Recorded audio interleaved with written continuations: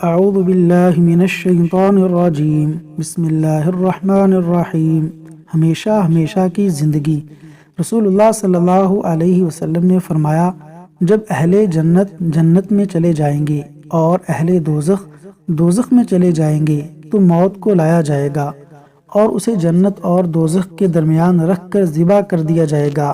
پھر ایک آواز دینے والا آواز دے گا کہ اے جنت والو، تمہیں اب موت نہیں آئے گی، اور اے دوزخ والو، تمہیں بھی اب موت نہیں آئے گی۔ اس بات سے جنتی اور زیادہ خوش ہو جائیں گے اور جہنمی اور زیادہ غمگین ہو جائیں گے۔ صحیح بخاری۔ رسول اللہ صلی اللہ علیہ وسلم نے ارشاد فرمایا، جنت میں مومن کے لیے ایک خولدار موتی کا خیمہ ہے جس کی لمبائی 60 میل ہے۔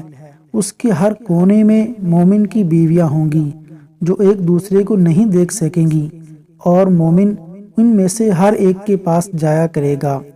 صحیح مسلم۔